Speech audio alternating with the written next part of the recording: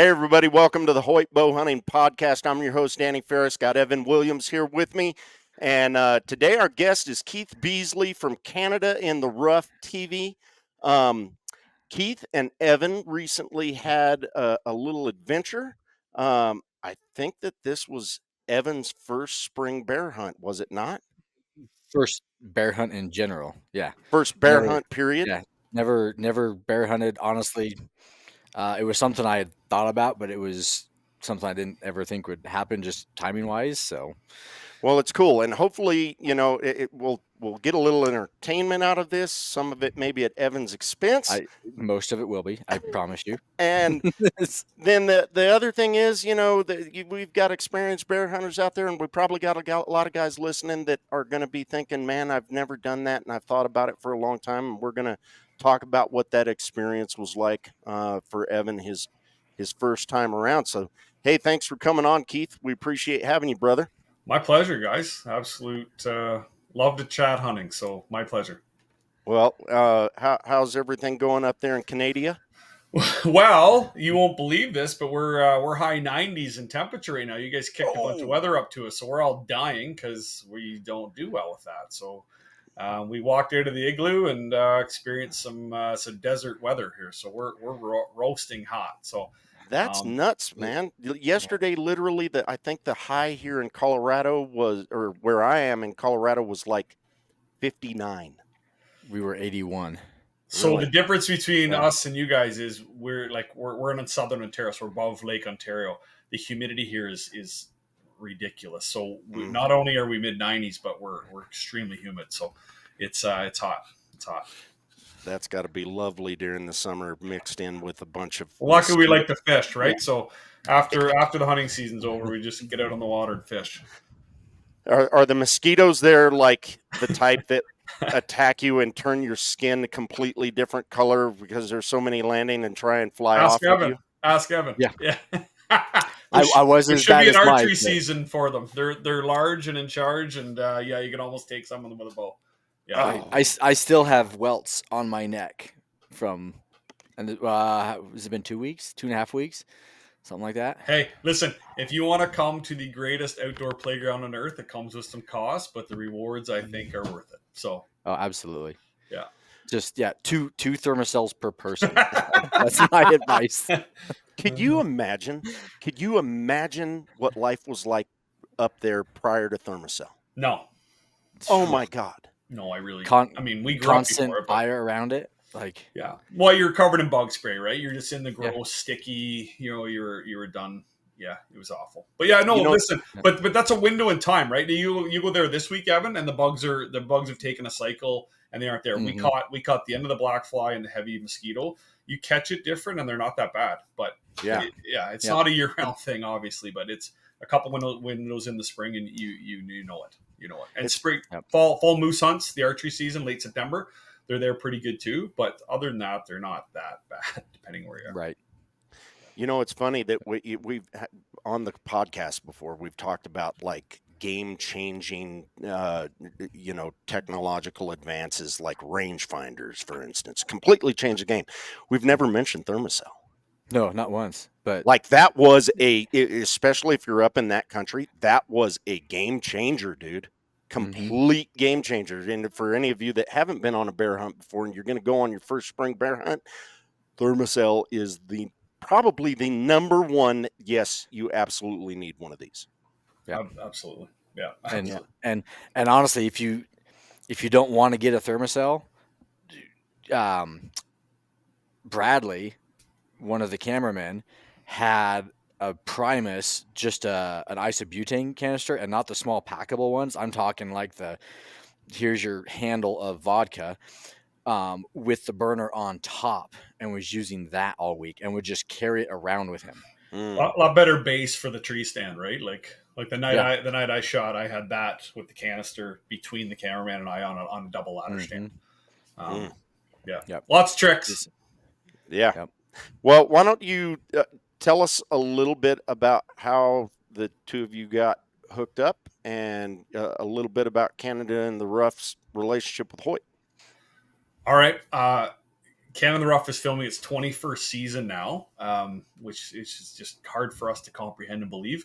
And Hoyt has been a TV partner of ours for the better part of the last 5 or 6 years. But for the entire 21 years we've been in business, Hoyt's worked with us on the print side. We have a whitetail publication up here as well. So we go way back with Jeremy at Hoyt. So we've just chatted hunting lots, probably pre-COVID, been to 18 or 20 ATAs together. And always talked about getting up here. So Jeremy came up for a Newfoundland moose hunt 3 or 4 years ago, and we talked about other opportunities. I called, said, I got a great bear hunt. This should be a fun trip. And I'm not sure what strings Evan pulled, but Jeremy called Evan, and Jeremy called and said, we got a great guy coming up with you on his first bear hunt and his first trip to Canada. So we had very exciting for us to have had Evan be able to take that opportunity. And Hoyt's just an incredible partner of ours. I think that was our sixth and seventh bear in 4 weeks that we took with the bows, and made 4 amazing spring shows across the country from New Brunswick to Manitoba, Northern Ontario. And grateful to have had Evan along. I think it was more Jeremy feeling sorry for me and my wife with my spring and summer travel schedule with all the tax. He's like, let's kick you over here so that you still enjoy life for a little bit. So how did that benefit your wife? How did that benefit your wife, Evan? Tell us how that helped her. Oh, it didn't benefit her at all, other than the one phone call I was able to make back to her that I was still alive and hadn't floated away yet. You good with the 4 kids, honey? I'm up here working hard. Is that? Yeah. Yep, that's exactly. Good thing she doesn't listen, but yes, that's exactly what we were doing, honey. Yeah. We were working really, really hard to not lose all our blood from mosquitoes. So, tell us, tell us what it was like. This was your first time hunting in Canada, right, Evan? It was, yeah. First trip into Canada, even. So really, yeah. Hunting or anything else. Hadn't made any trips up there for like the Redmond. Is it Redmond's? Redlands. There's a big archery shoot up there that I haven't been able to make it up to. We're supposed to, and then COVID hit. So yeah, this was my first trip into the Great White North. That was incredibly green this time of year. Oh yeah, yeah. You're not really walking into the Great White North that time of year. Nope. So, but yeah, first trip up, and went from Pittsburgh up straight into Toronto, and met Keith and the crew about an hour and a half, 2 hours north of Toronto, and then I was able to kick back and just relax and enjoy the scenery, and they took over. So, it's funny you say that, because we take for granted, I think, what's up here. But I mean, where we met you, Evan, is the end of Beasley civilization, right? And we passed through the odd town, but the boreal forest runs to the Arctic from where we met you. So that hour and a half north of Toronto is just boreal forest to literally Hudson Bay, and then to north of there. So once we started on that venture, which wasn't crazy, I think we were 6-7 hours north from where we met. But it is just the middle of nowhere. In this province, to drive across the Trans-Canada Highway is 24 hours to get in and out of Ontario. So there's a lot of bear country up there. So it was cool to get Evan his first experience. Okay, let's leave Toronto behind and get up where guys like you and I want to go. Yep. Yeah, that's one thing that, us from the lower 48, if you've never traveled to, say, Alaska or something like that, we don't understand the vastness, and how much area there is up there that is completely unpopulated. Mm-hmm. And you go north up into some of those areas, and you're talking about animals that have never seen a human being. For real. Yeah, for real. And you got to remember too, Danny, there's more people in California than in Canada. So not only is it vast, there's just not that many people. So, I mean, when you come to hunt here, we all live, 90% of us live within the hour along the U.S. border. As soon as you go north of those hours, doesn't matter what province or territory, like you're into very remote country. And that's exactly what this was, right, Evan? We rolled into a hunt camp that was set up with old logging trailers on an old logging machine shop platform, a cement pad in the middle of nowhere, 40 minutes from the nearest town. And, just nature was around us. There was a bull moose track. I mean, I assume it was a bull, the size of my face, walking down the road beside camp, right? Like this area is just remote. So yes, you get some bugs, but the benefits are Evan's first trip to Canada was into literally a rugged remote hunt camp that I think anybody listening to this can agree to. it's worth the ruggedness to enjoy the remoteness, and that's kind of what we got. Yep. Yeah. Being able to escape reality and literally just civilization. Because, like you said, I think we went down into town one time, and then after that, you had service if you stood in one specific spot on that mechanics pad from the old shop, and otherwise, you're nothing. Your phone was in SOS mode. So just enjoyed everything. The best part. Yep. The other thing that I don't think that we're used to here, unless you're from parts of Minnesota, is the amount of water that they have up there. Like you go north, you would think, you just think, how did the explorers get around? You know what I mean? Because literally, unless it's frozen over, like during the winter, of course, then you can kind of cover ground, but it's not like you can walk very many places up in some of that territory because you're surrounded by water everywhere. Yeah. Yep. It's all founded and discovered by the trappers, basically, right? And to think that these guys or girls with birch bark canoes were navigating these river systems and these fast water systems is mind boggling. Like that's when men were men, for real. And then how many of them got lost? Well, how many didn't come back? Like, yeah, that's what I mean. Like, didn't come home. Like, there's no, you can't even looking at a map of that stuff. You can't tell where the heck you're at. It's amazing. I was hunting in BC one time, and I was talking to a guy that was flying a 1957 Beaver, and you guys know the float plane, the epic Beaver that built the North, right? And I was saying, how do you access them? How do you keep parts? He goes, well, we go over to buy them where we are. He said, I bought one from Ontario one time. I said, how was that? He says, terrible. Flying it home from Ontario to BC, he says, in Ontario, I had to fly either power lines, train tracks, or road because it all looks the same. That's from the air. That's from the air. Imagine once you're into the boreal forest, you want to get turned around, leave your cell phone and go track a bear for 300 yards. You will get turned around. Luckily, as the story will soon tell, Evan didn't have to track his 300 yards. That boy could shoot, but man, oh man, it is just a wall of boreal forest, and it all looks the same. But it does. The amount of critters that live up there that have never seen a human, I mean, listen, you guys live in the greatest country in the world. We're proud to be your neighbor. We love the U.S.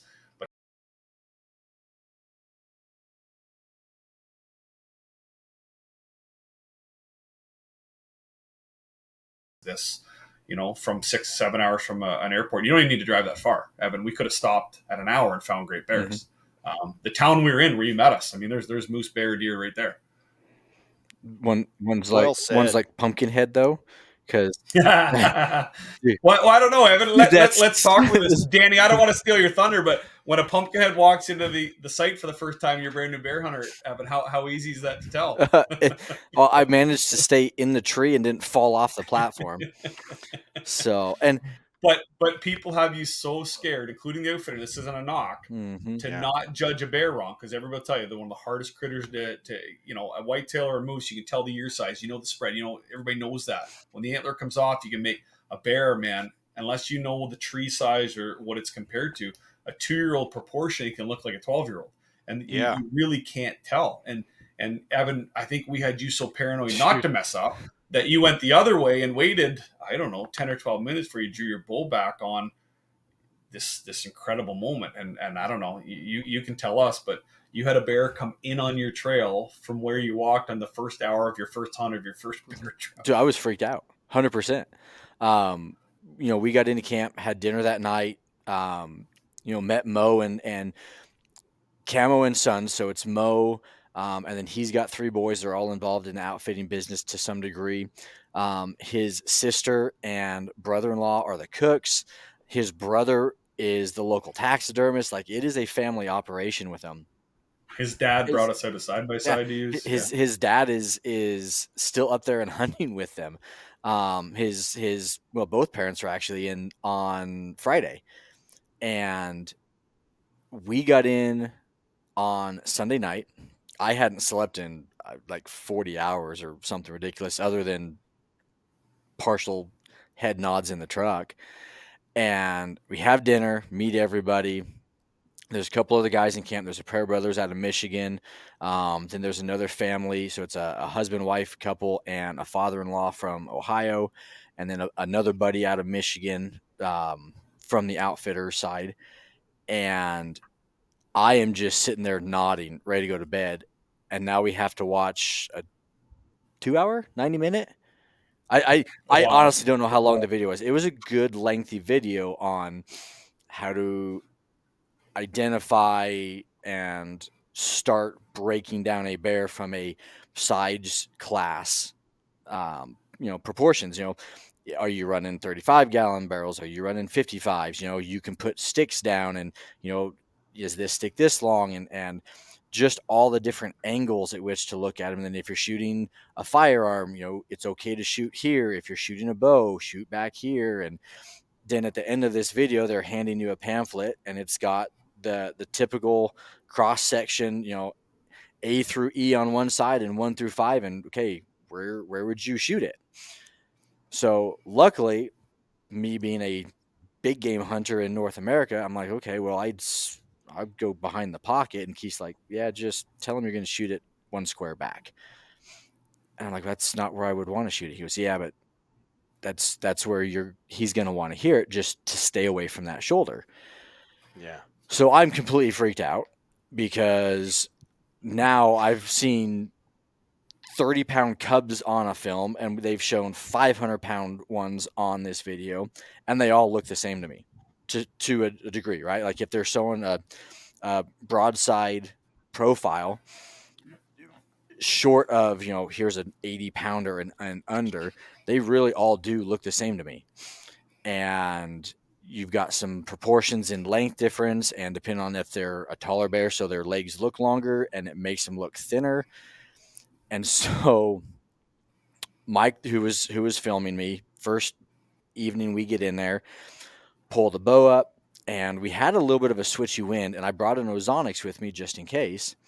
And so we had just had a wind shift from the south back to the north. So I reached up to shift the ozonics and put my hand back down, and literally, like, my hands are on my bino harness, and I just looked straight down on my right hand side to the trail we walked in on, and this bear is standing at 10 yards, maybe just a little bit under, on the trail we walked in on.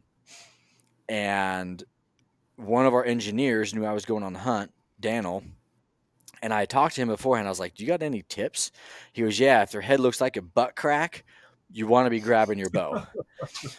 And he was standing in just a spot where the sun was coming through the foliage that I saw a crater down his forehead. I'm like, oh, this is a good bear. And immediately reach up and grab the bow. And now he's 4 feet from the base of the tree at the ladder. And Keith had warned me. He goes, don't judge them if you're looking straight down on them, because they're all going to look big. Yeah, just to clarify that, not to jump in, but it's like watching a whitetail walk away or look away, or watching a mule deer looking away. You never judge a whitetail or muley looking away. The rack always looks bigger from the back, right? So just that the bear always looks bigger from the down angle. But anyway, sorry. Yep. Carry on. And that's exactly, like, I'm looking down at him going, this guy's got no neck. And then he just kind of, and I don't even know that waddle is the right word. I don't know, like, lumbered in. Like, he just didn't want to be moving, and goes right to the bait pile and literally sits down like a dog and starts licking frosting off the barrel with his back to me. So I hang the bow up and I grab my camera and I start taking pictures because this is cool. We haven't even been in the tree an hour. And I told Mike, I was like, I mean, he looks like maybe a 220-ish pounder. I don't know. I've never seen a lot of bear in the wild and had to judge them. So Mike's just filming, and I'm sitting there clicking away, taking pictures, and he just lays down, starts crawling along the ground because he doesn't want to stand up and move, and starts moving between a couple trees. And Mike's kind of looking up at me like, You can do something here? We should probably. And Evan, we gave Evan our most senior guy on the team to help him with big decisions. Yep. And so I should clarify that too. Yeah. Not that Bradley doesn't know bears, but Mike's filmed the most. Of the options. So, he's probably filmed 20, 30 bears. Yeah. And it's cool because they're not using a camera arm. So they've got a bow hanger in the tree above Mike, and he's got a strap. And so it's literally free floating so that he can pan and move a little more freely in the tree and not be restricted by a bow arm or a camera arm. And so I literally knelt down on the platform and we're whispering back and forth like Mike, you've been in this situation more. I don't want to make a mistake. And he literally looks up and goes, Evan, if you don't shoot him and we take this footage back to camp and Keith sees it, we're probably going to get castrated. Like, this is not going to be a good situation. I don't want to tell you to shoot him, but I don't know that you want to pass this bear. I'm not telling you to shoot, but I don't know that you really want to pass him. And this goes on for 10 minutes. And he's, bless Mike, he is doing his best job to not just go, Evan, grab your bow and shoot him now. And the final comment he made is he was, man, he really doesn't have much of a snout. So like a Roman nose on a whitetail or a mule deer, when they get some age, they get that nice Roman nose, things kind of start shortening up. And that bear had turned and he was about 15 yards from us and was up on the base of a tree starting to eat at the bark. Quartered towards you now. Yeah. Well, I watched the footage because when you first realize he's quartered towards with a head up and side head looking not your way but quartered towards you, and you're like, yeah, he looks like a 357 snub nose revolver just trying to bite this tree, and I'm like, that's a really short nose and really, really big paws. And Mike's like, yeah, I see that too. What do you think? And I was like, I think you're telling me I should have shot this bear like 10 minutes ago. So let's go ahead and do this. So grab my bow and he moves actually away from that tree to another one behind the barrel. And when he did so, his back is just above the barrel, where initially I thought he was like 6 to 8 inches shorter. And then he stands up and he's literally holding onto the tree, and I'm shooting a hinge from ultra view. So I've got a click set in. Yep, there we go. Oh, goodness. So there's the picture of him about 4 seconds before the shot. Yep. Oh yeah. Okay. And literally the release clicks, and my pin is in the pocket right behind that shoulder blade. And all I had in my head was the outfitter and everybody telling me, shoot them further back than you think you want to. Like, don't tempt that shoulder. Yeah, there's the top down view. Yeah. Just a hog. Broad. And so the release clicks, and I literally drop my pin about 8 inches behind that shoulder. And as I start to pull through, that onside arm, which is his left side, reaches around the tree and he starts to lean into it and opens that whole side up, and the shot breaks. So I actually hit about 10 inches further back than I wanted. But because he was starting to kind of quarter away to that right-hand side, got back of both lungs, liver, and severed the diaphragm. And it was an 18-yard shot, and he made it 22, 25 yards, something like that. So, and he did. But Danny, like, you've done a lot of hunting. This is really cool. I've never seen a bear not charge off running ever. Mhm. This bear lumbered off, not wanting to move, but had to move. But this shot destroyed him. Like, admittedly, Evan was a little lower with this stance, or if he was broadside further back than he wanted to be. But the way it hit, it I've never seen a bear go off so slowly. Mm-hmm. Running, but not running. Slight jog. Yep. Probably just didn't know what the heck Didn't know what the heck happened, but ripped him. Yeah. And he didn't talk to a lot of guys too beforehand that said most of the time they're going to turn onto the exit side, most likely, and they're going to snap at where that arrow is exiting like a coyote. And he came down, turned 90 degrees, and just like scampered, trotted, just barely moved off. And again, no death mode, which thank you for the heads up on that, Keith, because we probably would have been in that tree still. Now, Keith, real quick question. I mean, you're much more experienced with bears than I am. One of the coolest things that I think there is about going on a baited bear hunt is the opportunity to just spend some time with bears and see bear behavior. And it's almost like for Evan, with this being his first bear hunt, it's almost a bummer that the first bear that came in, he needs to shoot because he only got 15 minutes of bear, 10 minutes of bear interaction, and that was it. Now, it sounds to me, I've been on bear hunts where these bears are not afraid of you.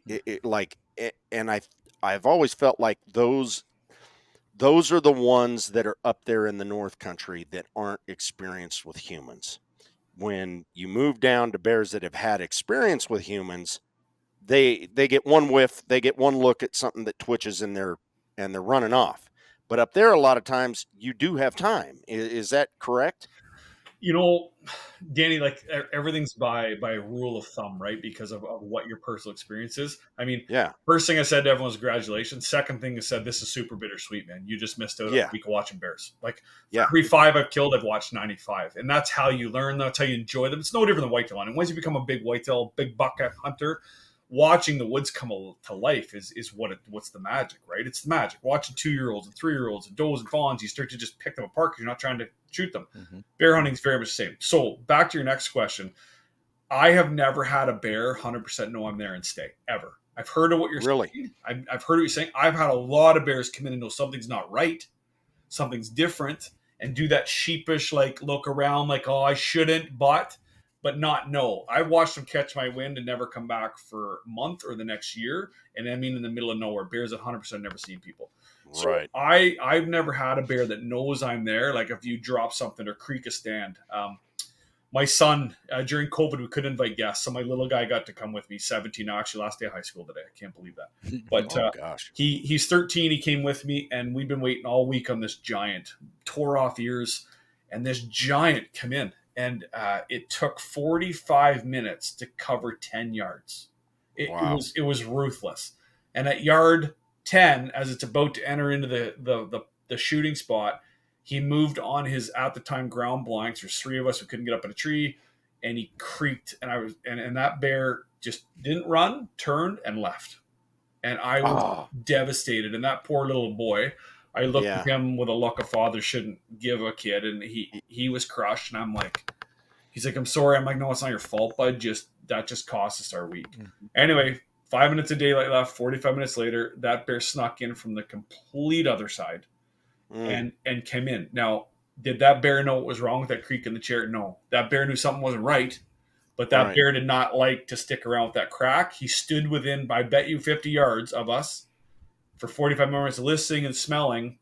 We had our backs to water that night, but he came in. So that's my experience. They will come knowing something's not right, but I've never had one blatantly stand there looking at movement or looking at a sound and stay. Right. And I've watched many bears way down the trail catch a Right. wind, just like a whitetail or a good hog, and turn, and they have And no interest. Mm-hmm. and they're That being done. said, they know it's a hot spot. Like they know it's man made. They know humans are there.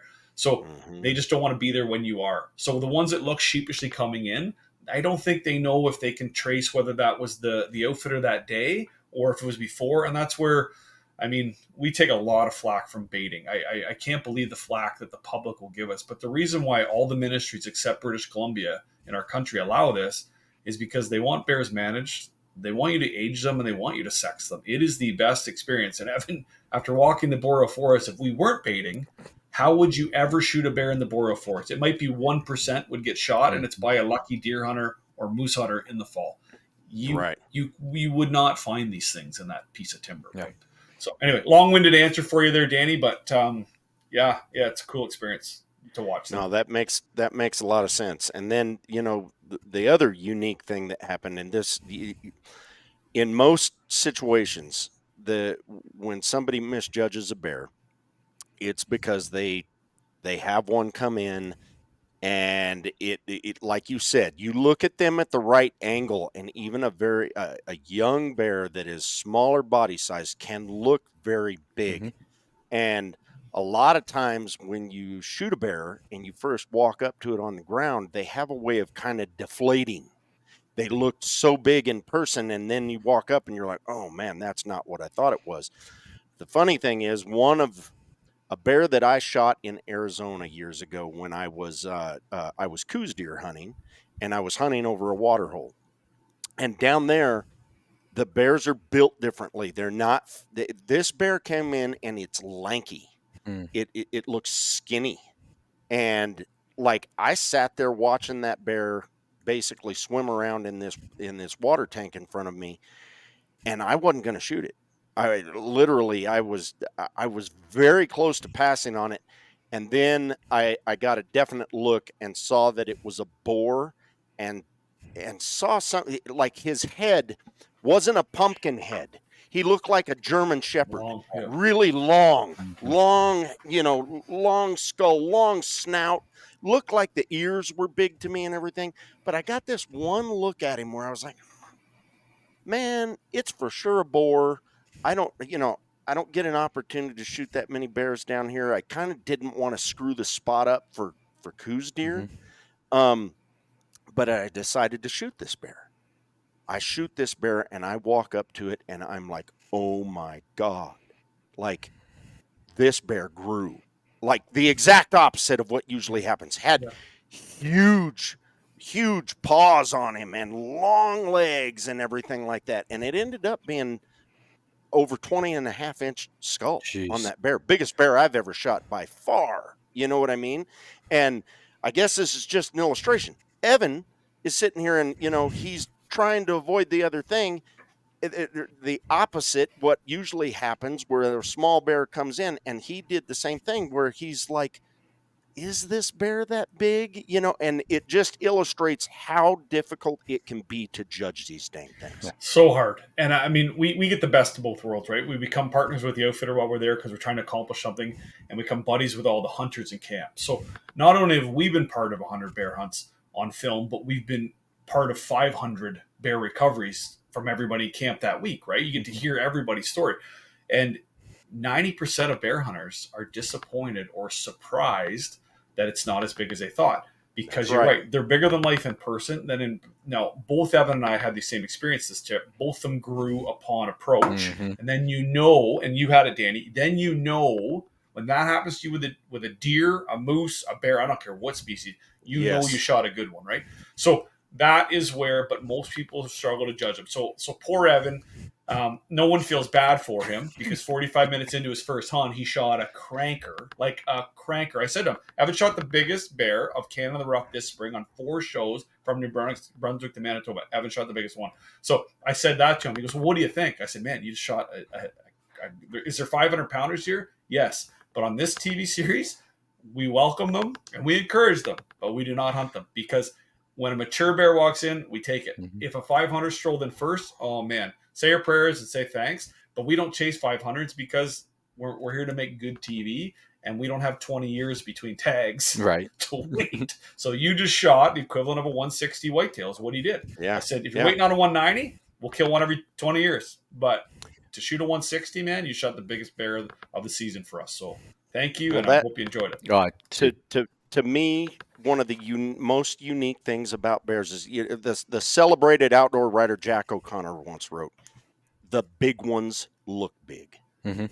And he was writing about that about most species, and that is true. Like when it comes to a whitetail, when it comes to an elk, when it comes to a mule deer, the really big ones, there's no second thought.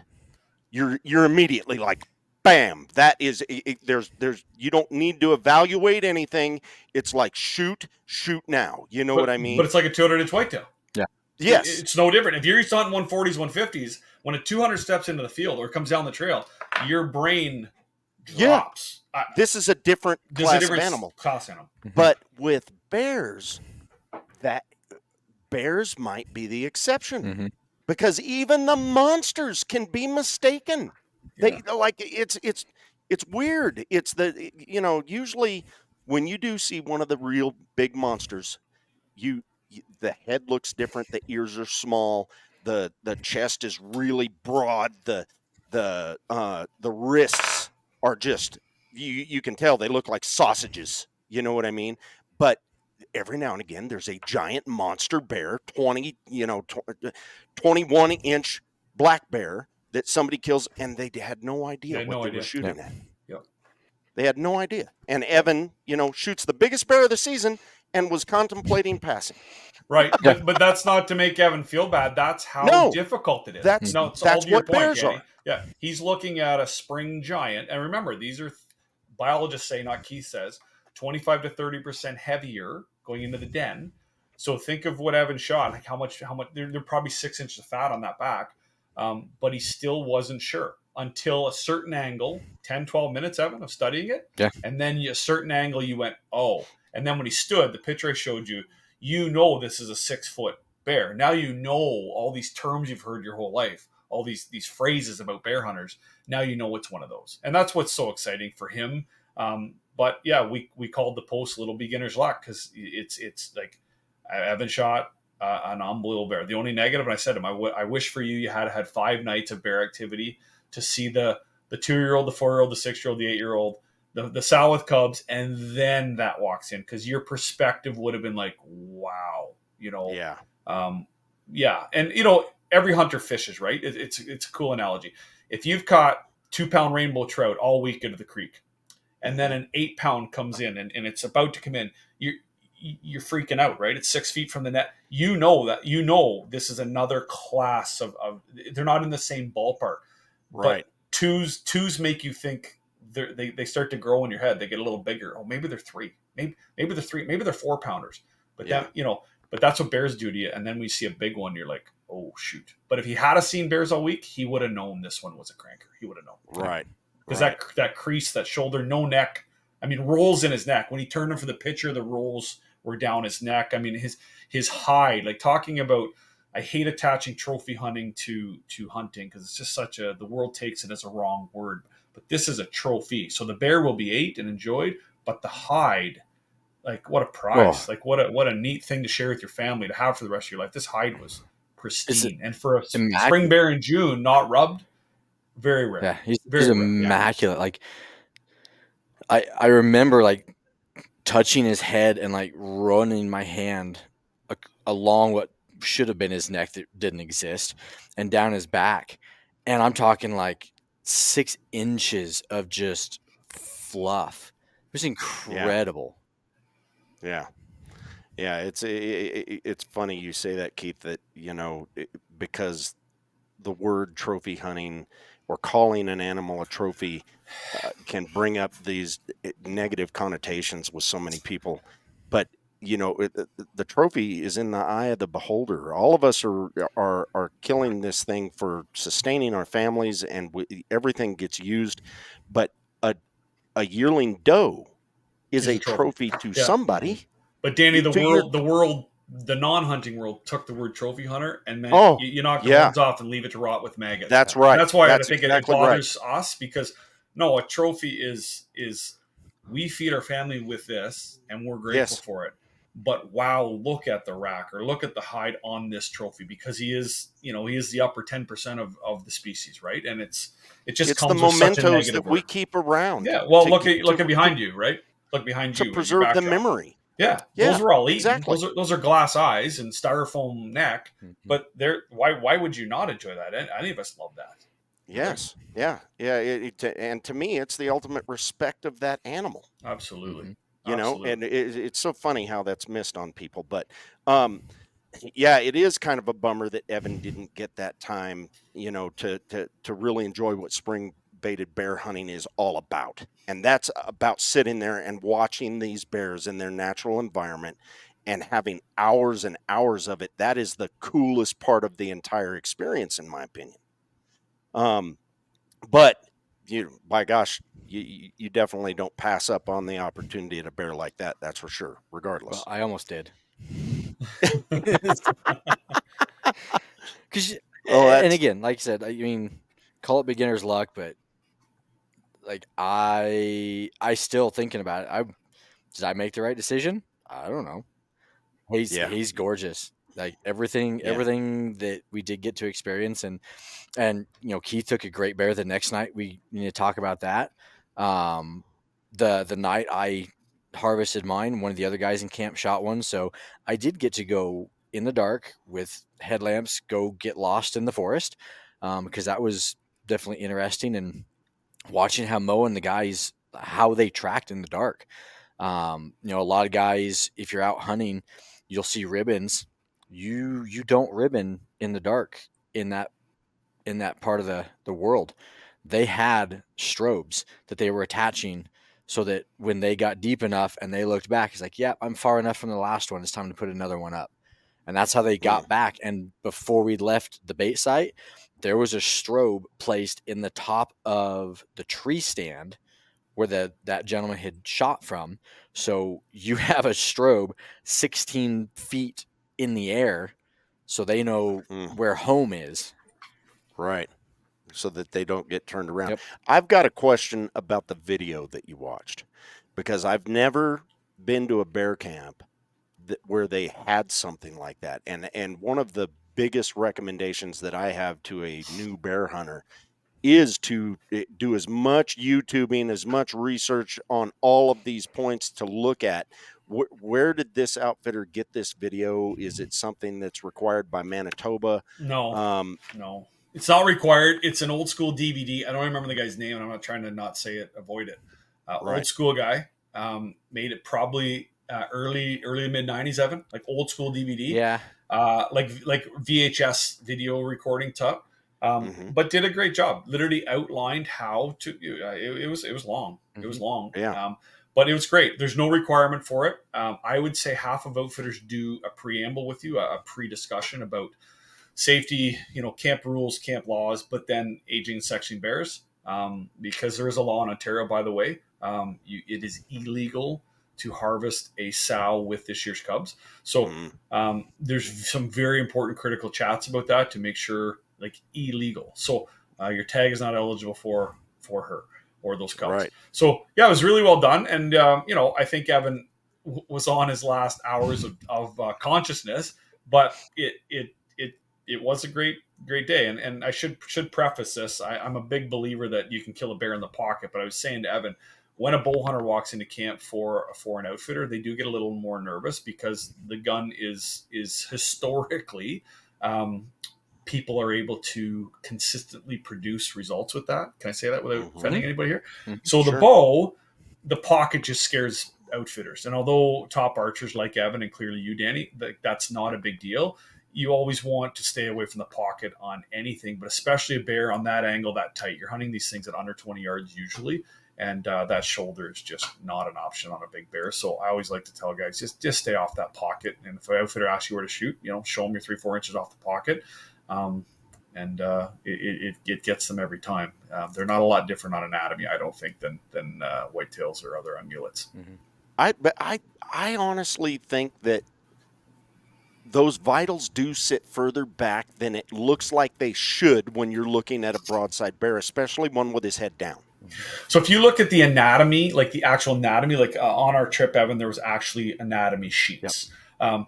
They typically lend themselves a teeny bit further back, but we purposely made a video for the internet to show shot placement on bears, because a lot of guys will go center of center, meaning nose to tail center and top to bottom center. I actually disagree. Like I think you'll kill a lot, but your margin for error is negligible. Do not miss on the tail end of that. Do not miss on the tail end of that. So we are big believers. The pocket will get them, no problem. The heart's in the same spot, but the lungs taper back a bit. But we are behind the pocket, but center of top to bottom. We're big believers in that. Yep. And the margin of error for that is it gives you 3-4 inches to the pocket, gives you 3-4 inches to the tail, and gives you a couple inches top or bottom. And that's our rule of thumb, and that we'll teach anybody. We've shot a lot of bears, 95% of them with archery equipment.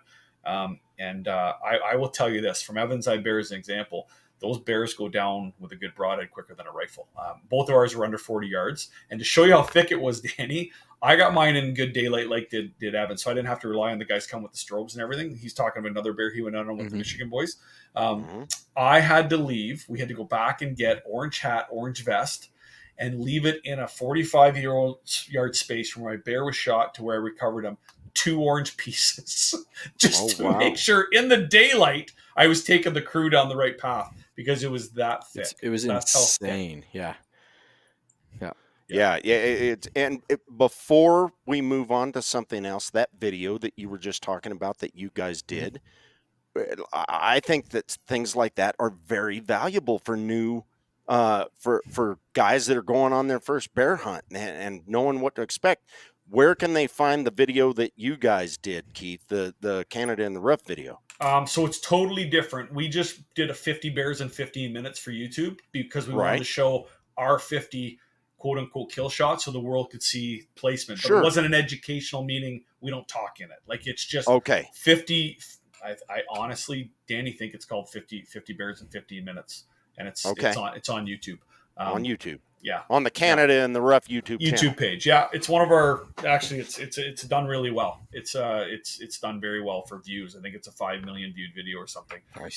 Sure. This guy's video, though, I honestly don't remember. Evan and Danny can absolutely figure it out because we have footage of it from us taking it. But unless this guy's digitized it, he pulled out and blew the dust off a CD, put it in a CD player. Yeah. Like it was old school. Right. Yeah, I don't know if anything like that exists on YouTube right now or not, but if it does, interesting it's point, right? Because we have the library to do that, so maybe we should look at updating something that's along those lines. Product idea. Yeah. Look at you, look at you. I like it. Yeah, I just think that before the first one I ever went on, that would have been valuable. I would have loved to have shown. I think almost every bear outfitter has the discussion and tries to train their hunters on how to do this, how to judge, how to, but if you can spend some time on a video teaching you that, or just spend some time looking at bears and get as much information as you can, beforehand, before you ever leave to go up there, it would be very valuable. No, you're right. I totally agree with you. And it was extremely valuable too, because there were 6 hunters in camp total. And I don't think Jason, so of the 6, 4 of us had never bear hunted before. Right. No, you're right. So the only one that have was the older father-in-law. Yeah, right. Wayne and you. So, I appreciate it. Other than as tired as I was, I don't know that I was awake during the entire thing, but I made a good chunk of it. Well, it's still valuable. Did you get one of the other things that I love about spring bear hunts, are any of those where a lot of times spring bear hunts, you get some ancillary benefit by getting to go fishing at some point. Did you have fishing on this trip? So logistics bid Evan on this for timing and logistics. The boat option, we had to go get footage. So there wasn't, camp had hundreds of fishing lakes within an hour, hundreds. We were there on a production assignment to get some Ontario. So Evan was a tragedy of space, to be honest with you, because it was a 12-foot tinner that his seat was taken up by a cameraman. So I was a bad host and I went fishing, but Evan did say, we don't want to tell his wife this, that some downtime might not be bad. So he lived a little more camp life a couple times I went fishing, but I got put into a walleye lake and a pike lake and had a couple really good days of clips and, got into some 24, 25 inch walleye, which are 5-6 pounds, and some 28, 30 inch pike. It was great. Yeah. It was great. Yeah. But I feel bad because Evan got left behind. The opportunities are there. Let's just put it that way. So one of the best parts of bear camp, and I'm not an outfitter, right? So I'm not trying to promote anything here to anybody other than hunting. I think it's great to get out hunting, and bears are still the best value for big game hunting in North America. Like without a doubt, the price per pound, the price per hunt is extremely affordable compared to, and listen, I'm a proponent of everything. If you can afford a stone sheep, please go. If you can afford a moose hunt, please go. But bears, I think that's why so many new hunters are doing it. It's affordable. Dads are buying them for their kids' high school graduation. Just had a father call us back and tell us just right now, today, send his kid on a dream bear hunt in Canada for his high school graduation.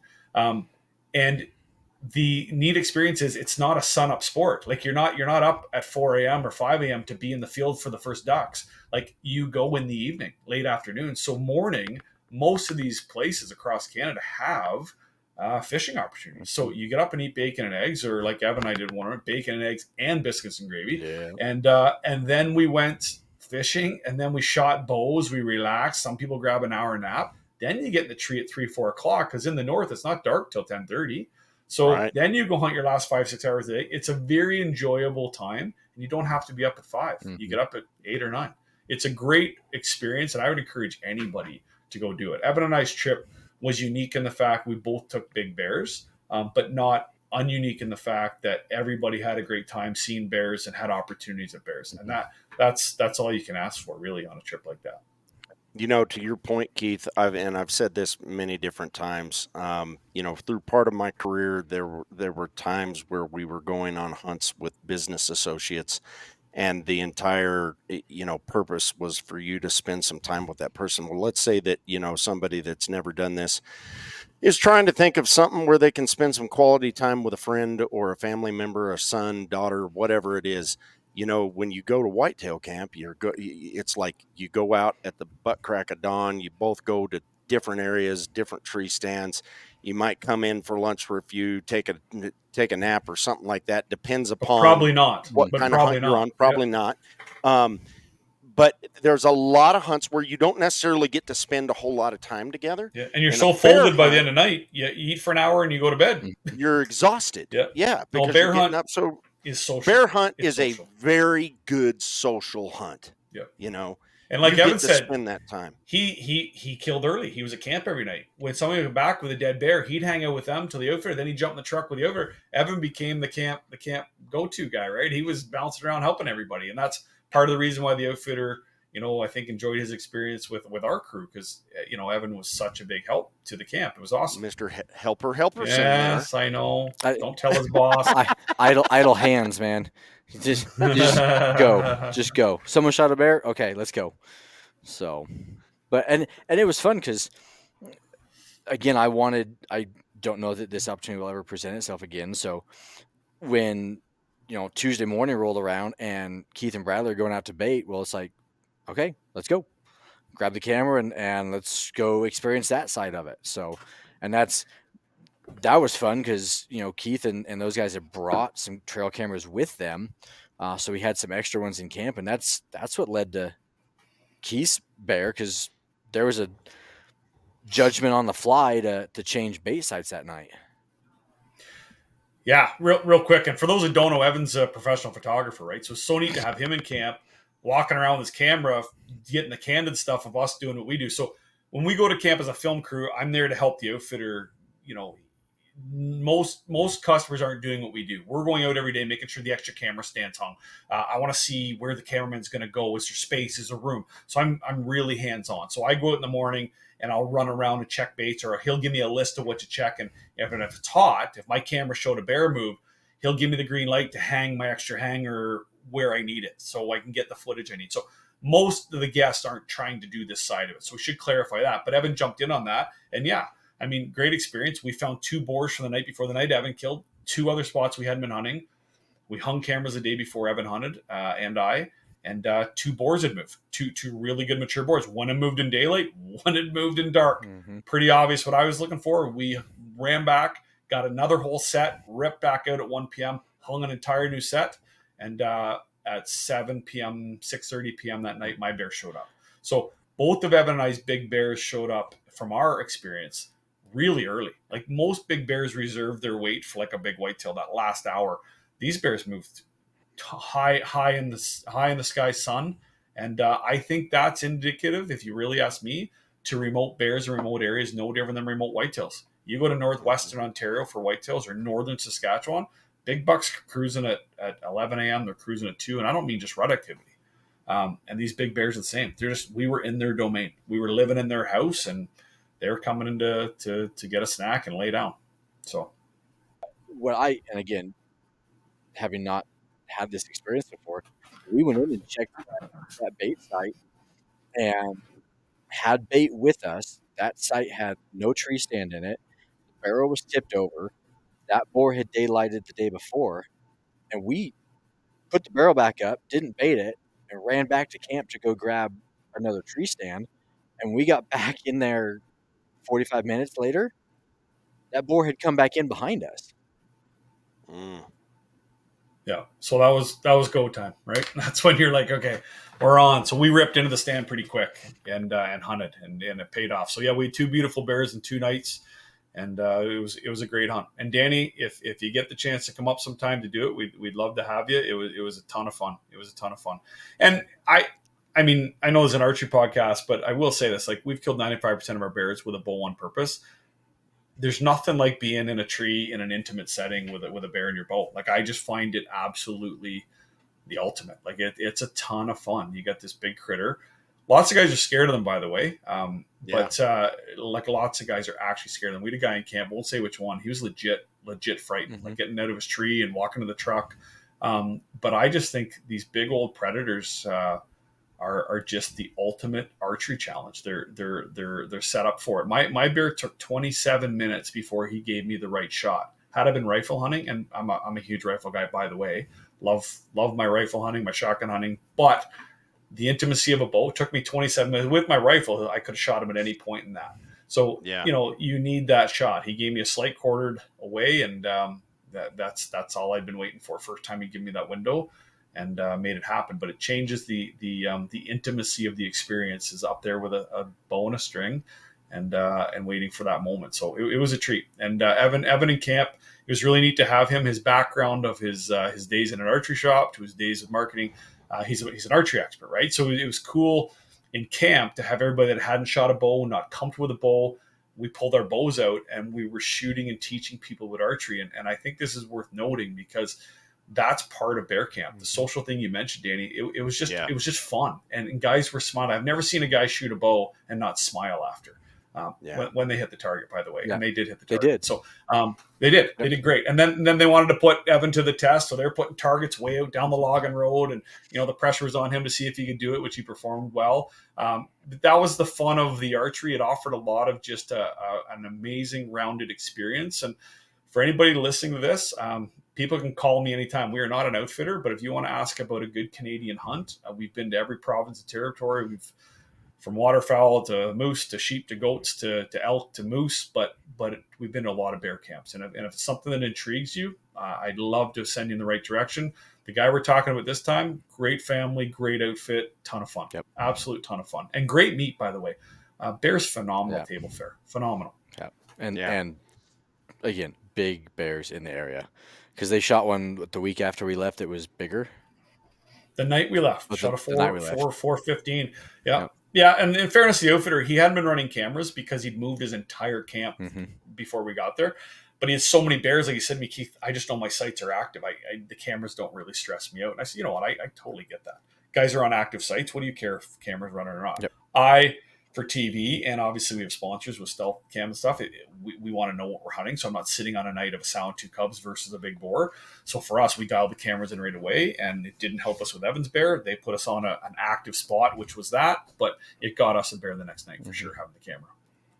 So with that said, is this hunt going to be televised? Is this going to be televised on Canada in the Rough? Yeah, so this is one of our original 13s for 2025. So season 21 launches Q1 of 2025 in the US and Canada. And in Canada, we run 52 weeks, unlike down there where we're on the Sports Channel or Outdoor Channel. It's a 26-week run down there.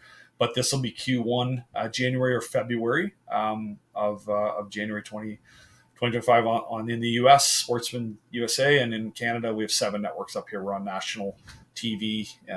Anybody that's from Canada listening to this will know probably where to find us. Right. So for the Americans, it's Sportsman Channel. Sportsman Channel. Yep. Yep. Okay. Yeah, Sportsman Channel, and I do want to watch that. I get a lot of amusement out of watching my little brother here do things shaking on camera. Now, the only thing I want to say about your little brother, Danny, is one day I was going fishing and I needed a sun shirt. So you see the shirt Evan's wearing right now? He loaned that to me. I don't know if it's the same one or not. But I did not. It is the exact same one. I thought it came with the pecs and the 6-pack built into it. Yeah. And it didn't. Yeah. I looked like a sausage being stuffed into a casing. So I assumed the shirt did that to him, but apparently not, because I didn't look like that. It doesn't help. I wear mediums. It's funny. So the archery shop that Evan worked at was here in Colorado. Well, I live outside of Colorado Springs, but our local archery shop is Bill Pellegrino's Archery Hut. And that's where Evan worked, and that's where I met him. And when he worked there, what years did you work at Pellegrino's, or when did you start at Pellegrino's? I started at Bill's in October of 08. 08. Yeah, Okay. it was And right. It was right after the Olympic Games. Yep. And I met him almost immediately back then, and we developed a relationship far before he moved on and went to work for Hoyt. He was a scrawny little turd, Keith. I'm telling you, there wasn't no pecs, there wasn't no arms. He was a skinny little sucker, and completely different person than you see right now. Like completely different. He got I into had hair on fitness. my head. I had none on my face. If he wanted to get that pretty wife, he had to hit the gym, I guess. So I'm gonna tell you, man. Now, Evan, check, because right here on your left sleeve might have a little walleye blood. So just check if that came out. I got it out. I did. I scrubbed. Okay, I'm sorry about that. No, it's well used. Well, that is hilarious, man. Well, Keith, we appreciate you coming on here and giving us a little rundown of your side of this experience. And I was tickled to death to see that Evan got his opportunity to go and do this. Why don't you tell us just a little bit about where to find Canada in the Rough? How people can connect with you guys. Sure, thank you for that. Like we began our career as a TV series, but this new animal, we got a tiger by the tail right now on social media. I don't even know if we know what we're dealing with. Like YouTube just keeps growing for us. So we have a YouTube platform, which is Canada in the Rough. We're on Facebook, Instagram, and TikTok. I've never seen us on TikTok, but my young experts here have us on TikTok. I'm kind of old school, but this YouTube thing. We don't repeat the show on social media. That's one thing I think our strength is right now. The TV series is what it is. It's a phenomenal documentary style TV series. It's just done so well for us across the planet. To be honest, we're in 26 countries right now, I think, airing. But Canada's our home and where we air it and where we film it all. But YouTube, Facebook, and Instagram are definitely a placeholder where we've been able to connect with the audience, 7 days a week versus that destination, nighttime or weekend morning that we've historically made our living at. So it's been kind of cool. But that's our platforms, and grateful for any support. But grateful for Hoyt and grateful for guys like you doing podcasts, because the message of hunting needs to continue to be told. And that's where my brothers and I are just very proud to be ambassadors of great companies like Hoyt and to represent hunters. We hope when people tune into our show, they sit back and say, that's me. That's us. That they represent who we are, and we do it in a way that keeps us the heritage we all love moving forward to the next generation. And to us, that's what it's all about. Just educating and exciting people to get outside and experience the smells, the sights and sounds, and feed their family with great meat. I mean, listen, some of the best hugs I've ever had are with a guy I don't know, like Evan, when he comes home with a great big bear. That to me, those are the moments, right? Those are the moments. He couldn't wipe the smile off his face. He couldn't wipe it off mine for him. And then the next night, it was the same for me from him. So, to anybody listening out there, Canada in the Rough is just a vehicle for us to just share our passion with the outdoors and hopefully just bring stuff to everybody that just excites you and encourages you, motivates you to get outside. Like, just get outside and do it. Mm-hmm. Awesome. Well, man, I don't know if you screwed up as big with any of our listeners when you offered to answer any questions that anybody had about. You're going to be like, "Oh, I should have never said that." No, really though, I really mean it. We field dozens of emails a week here, and I answer every one. And if they email me with hunting, I usually call them, because if they say, "Hey, I want a Canadian bear hunt," I'm going to phone them and say, "What do you want? What do you want? Right? Like, do you want a colored bear? Do you want a big bear? Like, if they say I want a moose, I can say, okay, what's your budget?" So no, I mean it, because. Listen, we don't think we're special, by the way. Like, that's why I think I'm so surprised by this YouTube thing. Like, we don't think we're special. We're just sharing. We don't think like we're just like everybody else. Yeah. So people can call anytime or email. I'll answer them myself. Nice. Well, outstanding, man. Like I said, we really appreciate you having on here, Evan, Keith, both of you. Congratulations on your bears. And we'll have to do this again. We need to do one on some other species and what you guys do up there, whether it's bear or big whitetails or moose or big whitetails, something like that. So thanks for coming on, Keith. We appreciate you, brother. Thanks, guys. All the best. Thank you. Hope everybody enjoyed it. Take care.